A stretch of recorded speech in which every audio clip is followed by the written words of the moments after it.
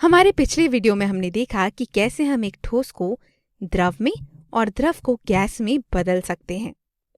इस वीडियो में हम जानेंगे कि इसकी विपरीत प्रक्रिया यानी कि गैस को द्रव और द्रव को ठोस में कैसे बदला जाएगा। ठोस को द्रव और द्रव को गैस में बदलने के लिए हमने कणों को ऊर्जा दी थी और वो ऊर्जा ऊष्मा के रूप में दी थी। तो अब इसकी विपरीत प्रक्रिया यानी कि गैस को द्रव और द्रव को ठोस में बदलने के लिए हम इसका उल्टा करेंगे और ऊष्मा की बजाय से ठंडा करेंगे। चलिए देखते हैं। यहाँ पर हम भाप को देख पा रहे हैं जो कि गैस के रूप में है। अब हम इन कणों को ठंडा करते हैं और इस प्रकार से ऊर्जा को वापस ले लेते हैं। इनकी ऊर्जा कम होती जाएगी और इनकी गति भी धीमी हो जाएगी और इनके कण पास पास आ जाएंगे और इस प्रकार जब तापमान 100 डिग्री सेल्सियस से नीचे चला जाएगा तब भाप पानी में बदल जाएगी जो कि द्रव है।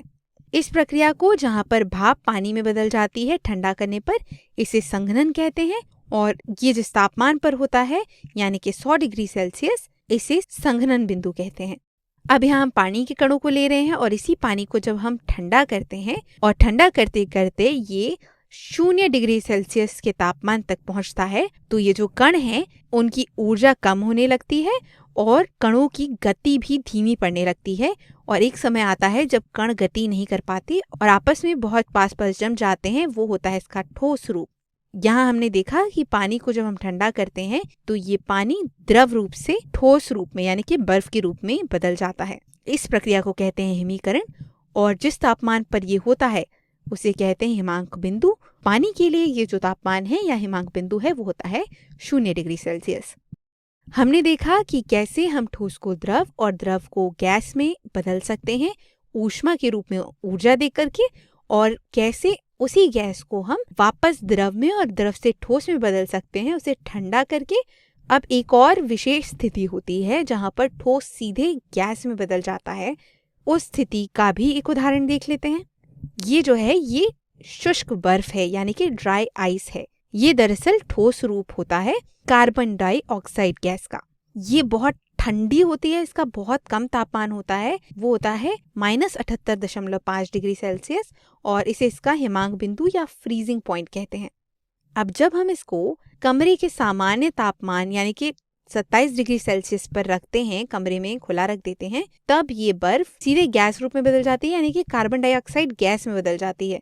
ये ठोस से बीच में द्रव की अवस्था को छोड़कर सीधे गैस अवस्था में बदल जाती है। इस प्रक्रिया को कहते हैं ऊर्ध्वपातन या सब्लिमेशन। वो प्रक्रिया जहाँ पर कोई भी ठोस द्रव की अवस्था को छोड़ करके सीधे गैस अवस्था में बदल जाता है उसे ऊर्ध्वपातन कहते हैं। इसका एक और उदाहरण है कपूर जो कि सीधे ठोस से गैस में बदल जाता है जब इसे कमरे के सामान्य तापमान पर रखा जाए, लेकिन ये प्रक्रिया शुष्क बर्फ से काफी धीमी होती है। अब हम देखते हैं वो स्थिति जब कोई भी पदार्थ गैस से सीधे ठोस में बदल जाता है और बीच में द्रव अवस्था को छोड़ देता है। तो इसका एक उदाहरण है आपके फ्रिज में जमी हुई बर्फ और साथ ही साथ जो पेड़ों पर बर्फ जम जाती है ठंड के मौसम में, वो भी एक उदाहरण है। तो यहाँ पर हो क्या रहा है कि जो वातावरण में मौजूद जलवाष्प है वो जब बहुत ठंडी हो जाती है अचानक से तो वो गैस से सीधे ठोस रूप में बदल जाती है यानी बर्फ के रूप में बदल जाती है।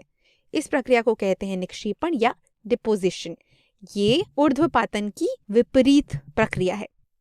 हमने इस वीडियो में कोई भी पदार्थ अपनी अवस्थाओं को किस प्रकार से बदलता है उसके बारे में जाना है और जल्दी से इसको एक बार फिर से देख लेते हैं। जब भी कोई ठोस द्रव में बदलता है तो उसके लिए हम उसे ऊष्मा देते हैं। इस प्रक्रिया को कहते हैं गलना और जिस तापमान पर वो होता है उसे गलनांक बिंदु कहते हैं। पानी के लिए ये तापमान 0 डिग्री सेल्सियस है। द्रव में और अधिक ऊष्मा दें तो ये गैस में बदल जाती है। इस प्रक्रिया को क्वथन या उबालना कहते हैं और जिस तापमान पर ये होता है उसे कहते हैं क्वथनांक। पानी के लिए यह तापमान होता है 100 डिग्री सेल्सियस। इसी की विपरीत प्रक्रिया जिसमें पानी गैस से द्रव में बदल जाता है जब हम इसे ठंडा करते हैं, इस प्रक्रिया को कहते हैं संघनन और जिस तापमान पर यह होता है उसे कहते हैं संघनन बिंदु। पानी के लिए ये तापमान क्वथनांक के समान ही 100 डिग्री सेल्सियस होता है। इसी प्रकार द्रव को ठोस में बदलने की प्रक्रिया, इसके लिए भी हम उसे ठंडा करते हैं और इस प्रक्रिया को कहते हैं हिमीकरण। जिस तापमान पर ये होता है उसे कहते हैं हिमांक बिंदु। पानी के लिए ये तापमान गलनांक बिंदु के ही समान है यानी कि 0 डिग्री सेल्सियस।